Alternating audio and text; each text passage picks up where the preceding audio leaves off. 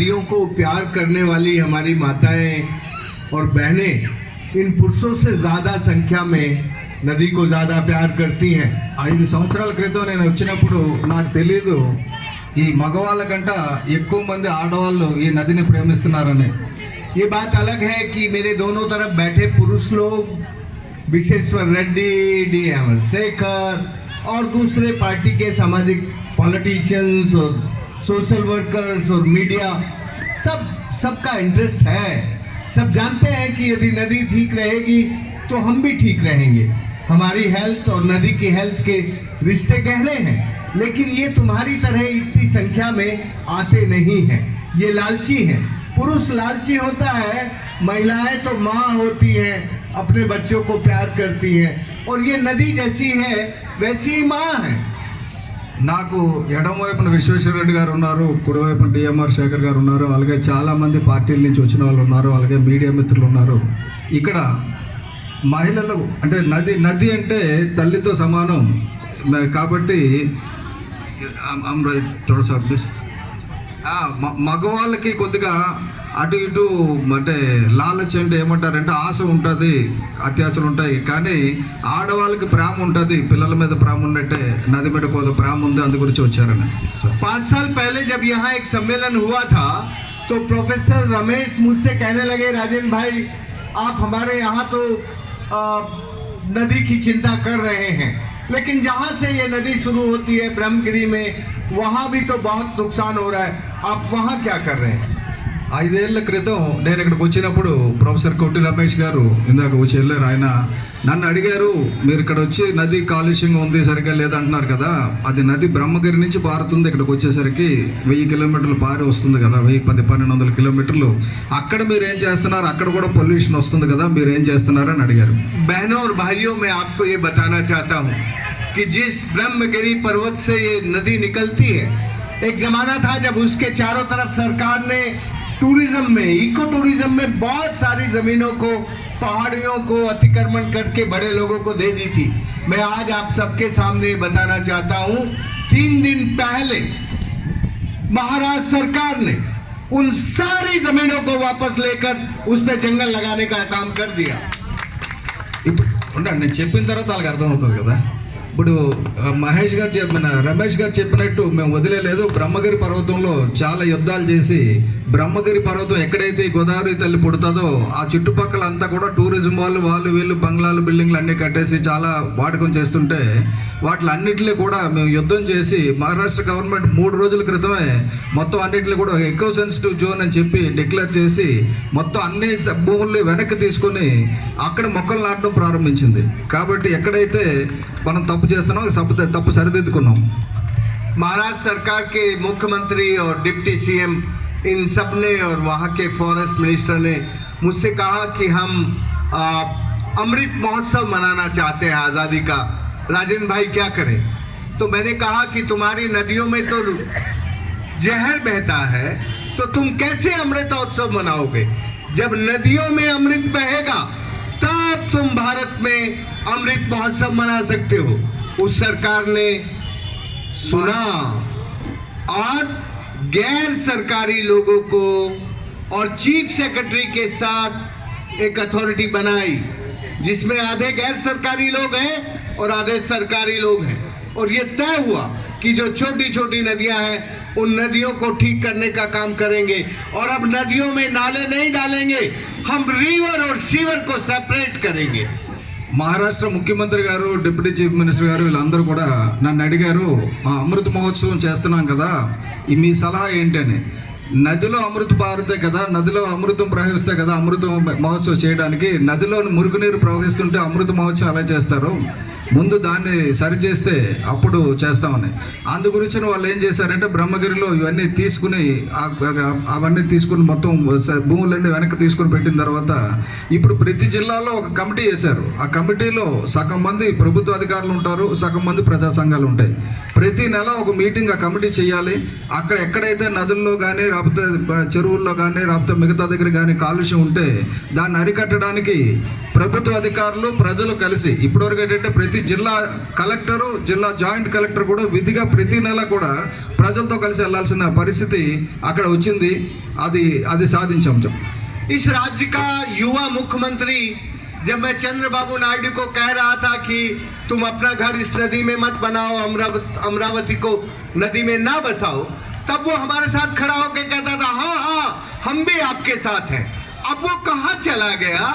नदी पूरी पट रही है, नदी को यहाँ से वहाँ तक देख सकते हैं, नदी में सारा सिल्टिंग हो रहा है और गंदे नाले हो रहे हैं। तो जरा उस मुख्यमंत्री को याद दिलाओ कि यार तुमने वायदा किया था, जरा राजमंदिर में जाके देख लो कि ये नाले क्यों पट रहे हैं। मुझे लगता है कि यदि आपको आंदोलन करना है तो दलगत राजनीति की दलदल से ऊपर उठकर सारे लोगों को एक मानकर बिना किसी दलगत राजनीति के आंदोलन करोगे तो ये बहनें आपको इस आंदोलन में जिता देंगी। నేను గతంలో చంద్రబాబు నాయుడు గారు నదిలో ఇల్లు కడుతున్నారని చెప్పినప్పుడు ఈ నదిలో కన్స్ట్రక్షన్ వద్దయ్యా ఇది మంచిది కాదు అని చెప్పినప్పుడు ఇప్పుడున్న ముఖ్యమంత్రి గారు అంటే ఇప్పుడున్న ముఖ్యమంత్రి అప్పుడు ప్రతిపక్షంలో ఉండి అది చాలా మంచి పని చెప్తున్నారు రాజేంద్ర సింగ్ గారు, మేము వస్తే అలాగే చేస్తాం, మీరు బాగా చెప్తున్నారు అది ఇది అని చెప్పారు. అయితే ఇప్పుడు ఈయన ఏం చేస్తున్నాడు? ఈయన ఆయన కంటే ఘోరంగా నదులు కలుషితం అవుతున్నాయి, అలాగే కొండలు పర్వతాలు పోతున్నాయి. ఇవన్నిటికీ అంటే ఇప్పుడు అధికారంలోకి వస్తే మనం గతంలో చెప్పింది ఇప్పుడు అధికారంలో ఉన్నది ఒకలాగా లేదు. అది మంచిది కాదు. అది సరే. मैं अपनी बहनों को जाने से पहले एक नारा लगा के जाने की इजाजत दूंगा.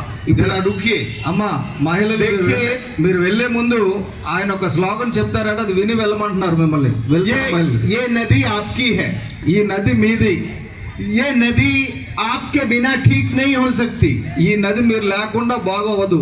इसलिए मैं पिछले 20 सालों से कह रहा हूं नीर नारी नदी.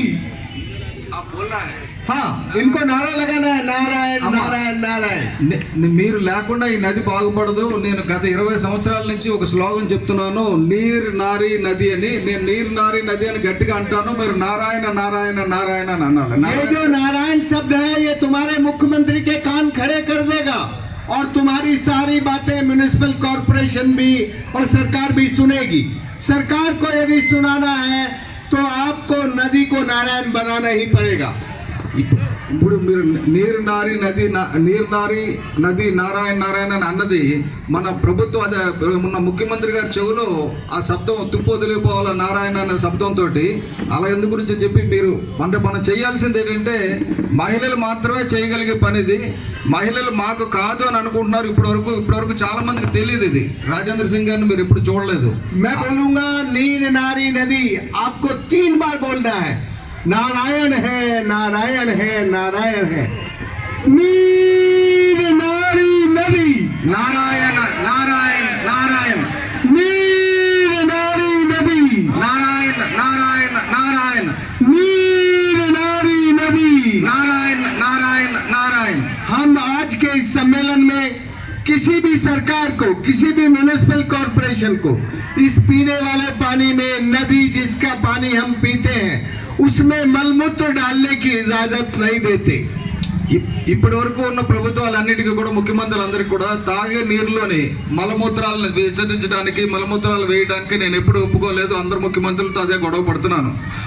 हम किसी इंडस्ट्री को जो पानी हमारे जीवन के काम आता है उसमें अपना एफिलेंट डालने की इजाजत नहीं देते.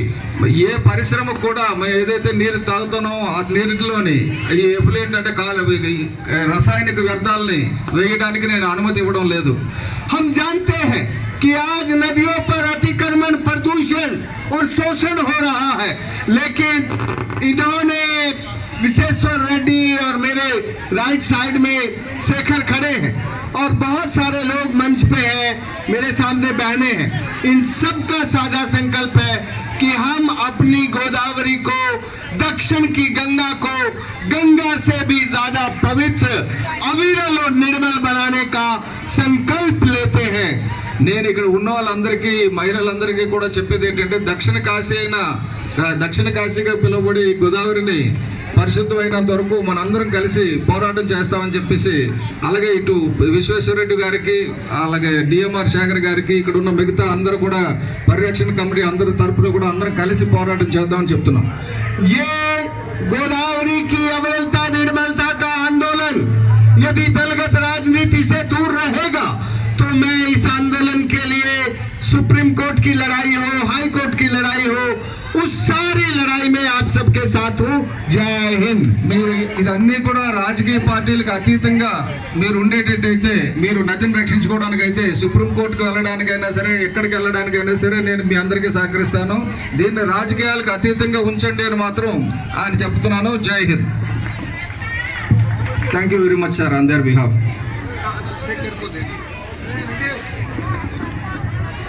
సన్మానం. लड़ाई को जीतेंगे. గోదావరి లడాయి కో జీతేంగే, అంతే జీతేంగే జీతేంగే అని చెప్పండి. 3 बार बोलना है. जीतेंगे जीतेंगे జీతేంగే జీతేంగే. गोदावरी को जीतेंगे. गोदावरी की लड़ाई को जीतेंगे. జీతేంగే జీతేంగే.